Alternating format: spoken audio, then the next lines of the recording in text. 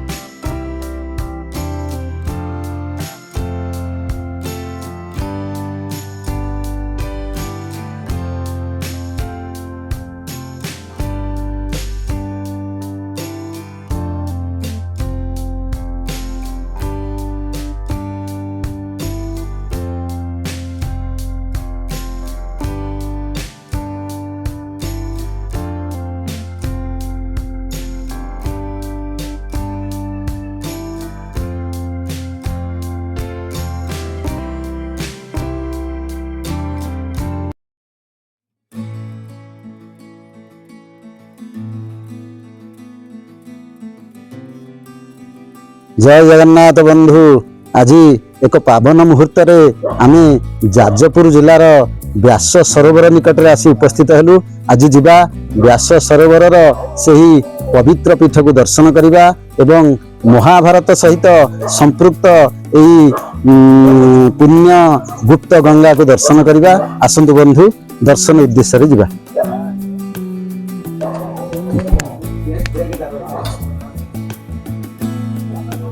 व्यास सरोवर पावन क्षेत्र में आमर ये भेट हेले पंडित संजय कुमार षडंगी। आज सी आम को जगटा को देखेबे एवं ये व्यास सरोवर विषय ତାଙ୍କଠାରୁ ଆଉ କିଛି ଶୁଣିବା। ନନା ନମସ୍କାର। ହଁ ଭବା ଜୟ ଜଗନ୍ନାଥ ଆଜ୍ଞା। ଆଚ୍ଛା, ମୋର ପଣ୍ଡିତ ଶରତ କୁମାର ଷଡ଼ଙ୍ଗୀ ବର୍ତ୍ତମାନ ଆସିଛନ୍ତି ଯାଜପୁର ଜିଲ୍ଲା ଯାଜପୁର ରୋଡ ବ୍ୟାସନଗର। ବ୍ୟାସନଗରର ଆମର ଏଠି ବ୍ୟାସ ସରୋବର। ଏ ସରୋବର ଇଏ ବହୁତ ଐତିହାସିକ ଘଟଣା, ଯିଏକି ଏଠି ଆମର ବ୍ୟାସଦେବ ଋଷି ଏଠି ମହାଭାରତ ଲେଖିଥିଲେ ଏବଂ ବ୍ୟାସଦେବ ମୂର୍ତ୍ତି କି ଯିଏକି ଆମ କୋପନ ଗ୍ରାମର ମହନ୍ତ ସାହିର ଜଣେ ବ୍ୟକ୍ତି ଯାହାକି ନାଁ ରାଘବ ଦାସ, ସେ ରାଘବ ଦାସ ବ୍ୟାସ ଋଷିକି ପୂଜା କରୁଥିଲେ। ସେତେବେଳେ ଏଠି ଆମର ପୁରା ଜଙ୍ଗଲ ଥିଲା, ବାଘ ଭାଲୁ ସବୁ ଏଠି ରହୁଥିଲେ। କାଳକ୍ରମେ ଏଠି ସଫା ହେଇକି ଏଠି ଯୋଉ ପୂଜକ ଆସିକି ପୂଜା କରୁଥିଲେ ବ୍ୟାସ ଋଷିକି, ସେ 2 କିଲୋମିଟର ବାଟର ସେ ସେଇଠି ଯେତେବେଳେ ବର୍ଷା ପାଣି ଯଦି ବନ୍ୟା ହେଇଥିବ ସେଇଠି ଫୁଲଟେ ପକେଇ ଦେଇ ଯାଉଥିଲେ, କାହିଁକି ନା ଠାକୁର ଅପୂଜା ରହିବେ କି। ଆଉ ଇଏ ବ୍ୟାସ ସରୋବର ସେ ଯୋଉ ଗୁପ୍ତ ଗଙ୍ଗାର ଯାହାର ବାହାଘର ବ୍ରତଘର ହୁଏ, ଏଠି ସବୁ ପିତ୍ତଳ ବାସନ ବି ଆପେ ଆପେ ଆସିବ, ଲୋକମାନେ ନେଇକି ତାଙ୍କ କାମରେ ଲଗେଇବେ, ଫେର ଆଣିକି ସେ ଗୁପ୍ତ ଗଙ୍ଗାର ଏଠି ଆଣିକି ରଖିଦେବେ। ସେ ଫେର କୁଆଡେ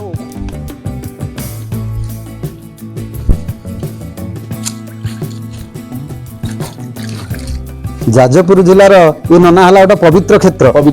ଇଏ ହେଲା ଗୁପ୍ତ ଗଙ୍ଗା।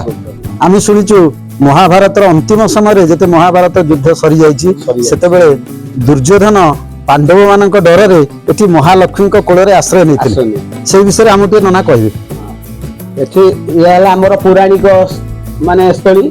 ଏ ପୁରାଣ ସ୍ଥଳୀ ଇଏ ହେଲା ଗୁପ୍ତ ଗଙ୍ଗା, ଯିଏକି ଦୁର୍ଯ୍ୟୋଧନ ପଞ୍ଚପାଣ୍ଡବ ଭୟରେ ଏଇଠି ଲକ୍ଷ୍ମୀଙ୍କ ଆଶ୍ରୟ ନେଇଥିଲେ।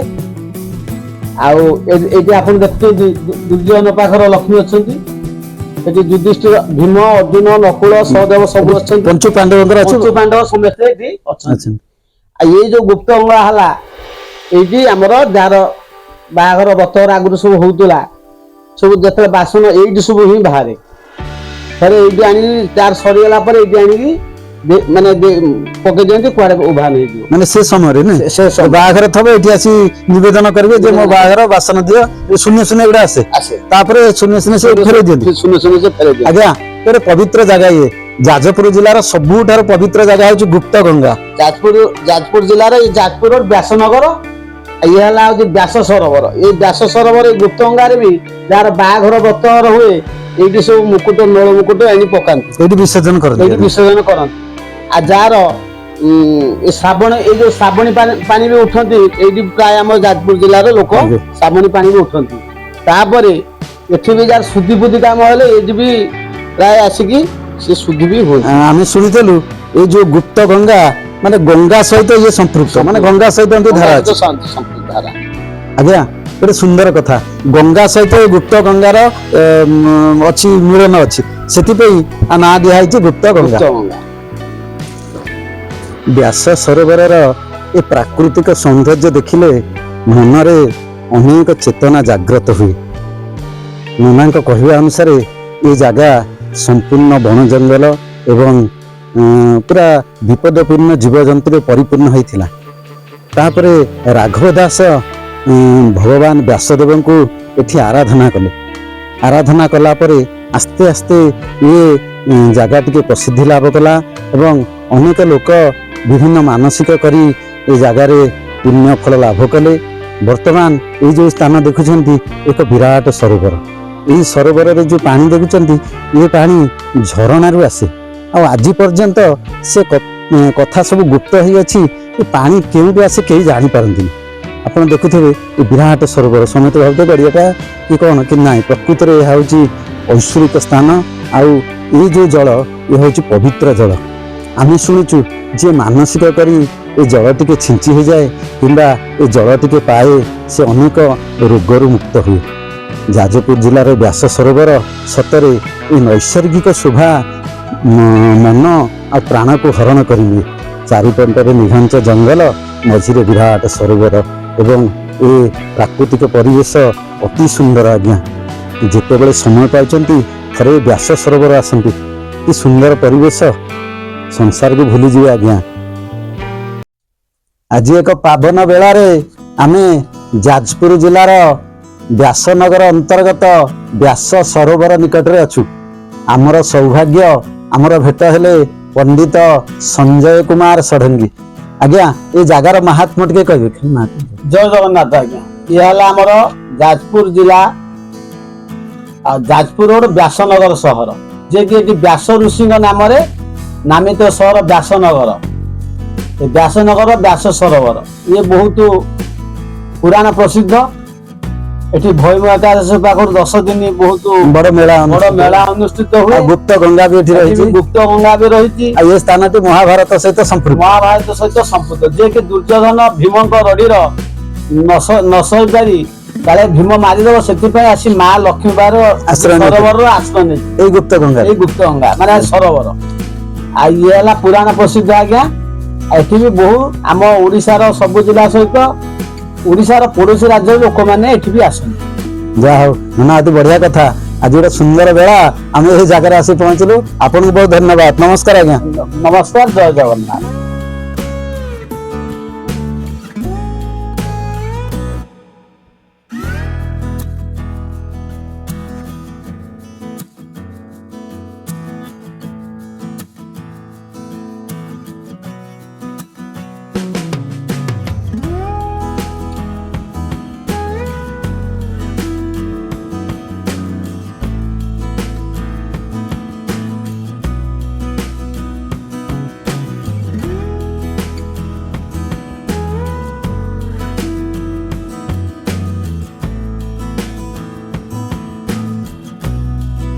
ଆମେ ଶୁଣିଛୁ ନା ଏ ଯୋଉ ବଉଳ ଗଛରେ ଗୋଟେ ସୂତା ବାନ୍ଧିଲେ ସବୁ ମନସ୍କାମନା ପୂର୍ଣ୍ଣ ହୁଏ।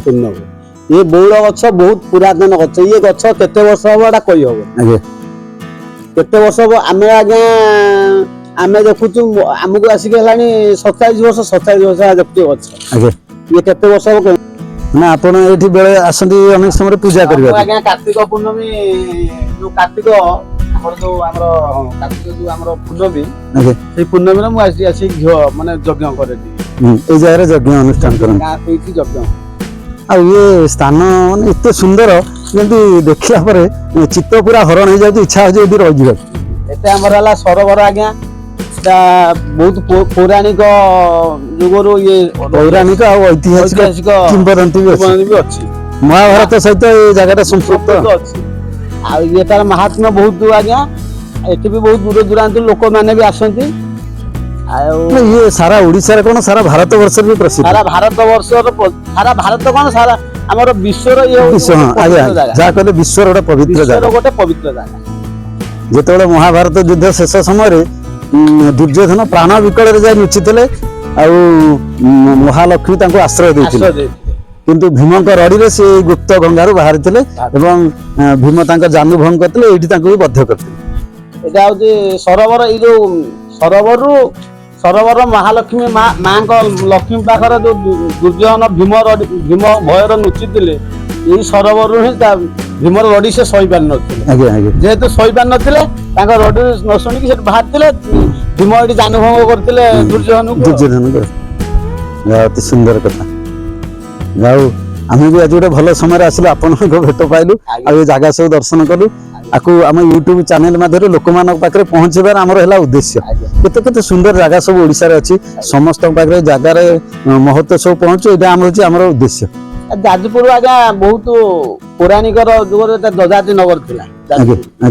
ଆମ ଓଡିଶାରେ ବି ରାଜଧାନୀ ଥିଲା ଏଠି ସେତେବେଳେ ଟାଇମର। ଇଏ ବହୁତ ପୌରାଣିକ ଐତିହାସିକ ଇଏ ଜାଗା।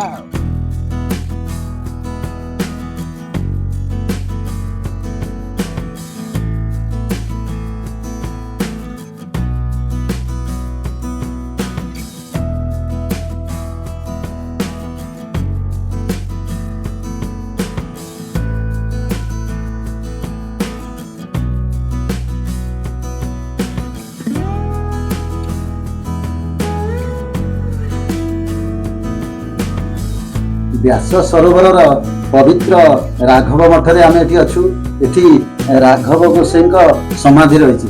ନନା, ଆମେ ଏଇ ରାଘବ ଗୋସାଇଙ୍କ ବିଷୟରେ ଆଉ ଟିକେ ଆପଣଙ୍କ ଠାରୁ ଜାଣିବାକୁ ଚାହୁଁଛୁ। ଜୟ ଜଗନ୍ନାଥ। ଆଜ୍ଞା ଆମର ପଣ୍ଡିତ ଶ୍ରୀଯୁକ୍ତ ଶରତ କୁମାର ଷଡ଼ଙ୍ଗୀ ଆସିକି ପହଞ୍ଚନ୍ତି ଆମର ଏ ଯାଜପୁର ଜିଲ୍ଲା ବ୍ୟାସନଗର ବ୍ୟାସ ସରୋବର ପୀଠ।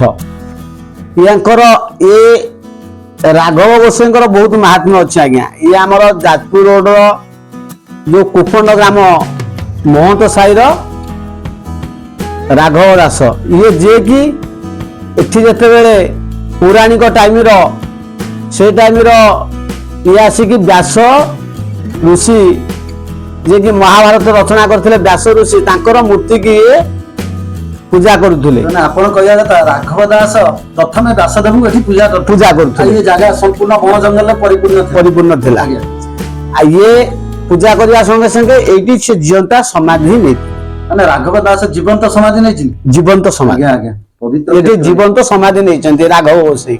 ରାଘବ ଗୋସାଇ ଏଠି ଜୀବନ୍ତ ସମାଧି ନେଇଛନ୍ତି। ଆଉ ଆମର ଭୈମ ଏକାଦଶୀ ଦିନ ଏଠି 10 ଦିନ ବ୍ୟାପୀ ଏଠି ସରୋବର ମେଳା ହୁଏ। ଆମର ଓଡ଼ିଶାର ସବୁ ଜିଲ୍ଲା ସହିତ ଓଡ଼ିଶାର ପଡ଼ୋଶୀ ରାଜ୍ୟର ଲୋକମାନେ ଏଠି ବହୁତ ଲୋକ ଜନସମାଗମ ଏଠି ପ୍ରାୟ ଗୋଟେ ଭୈମ ଏକାଦଶୀ ଦିନ ଏଠି 10 ଦିନ ମେଳା ହୁଏ। ଆମର ଅଷ୍ଟପ୍ରହରୀ ଏଠି ବି ହୁଏ। ଆଉ ତାପରେ ବହୁତ ଲୋକ ଏଠି ସମାଗମ ହୁଅନ୍ତି। ବହୁତ ବି ଏଠି ବିରାଟ ବଡ଼ ମେଳା ବସେ। ତାପରେ ପଡ଼ୋଶୀ ରାଜ୍ୟର ଲୋକମାନେ ବି ଏଠି ଆସନ୍ତି। ବିଭିନ୍ନ ରାଜ୍ୟର ପଡ଼ୋଶୀ ରାଜ୍ୟର ବି ଲୋକମାନେ ବି ଏଠି ଆସନ୍ତି। ବନ୍ଧୁ ଆଜି ଆମେ ଯାଜପୁର ଜିଲ୍ଲାର ରସୁଲପୁର ବ୍ଲକର ଜୋକଡ଼ିଆ ପୋଲ ପାଖରେ ଅଛନ୍ତି। ଦେଖନ୍ତୁ ବନ୍ଧୁ ଏ ପୋଲଟା 150 ବର୍ଷର ପୋଲ ଏବଂ ଚୂନ ଆଉ ଗୁଡ଼ରେ ଏ ପୋଲଟା ଇଂରେଜ ମାନେ ତିଆରି କରିଥିଲେ। ଆଜି ବି ସେ ପୋଲ ମଜବୁତ ଅଛି। 150 ବର୍ଷ ପରେ ପାଣିର ଶ୍ରାବଳୀର ଧରା କି ସୁନ୍ଦର। ଆଉ ଏ ଦୃଶ୍ୟଟା ଅତି ମନୋରମ। ଦେଖନ୍ତୁ ଏ ଯୋଉ ଜଳଧାରାର ପ୍ରାବଲ୍ୟ କେତେ ସୁନ୍ଦର ଲାଗୁଛି ଆଜ୍ଞା। ଇଏ ହଉଛି ରସୁଲପୁର, ଯାଜପୁର ଜିଲ୍ଲାର ରସୁଲପୁରର ଜୋକଡ଼ିଆ ପୋଲ। ଅତି ସୁନ୍ଦର ଦୃଶ୍ୟ ବନ୍ଧୁ।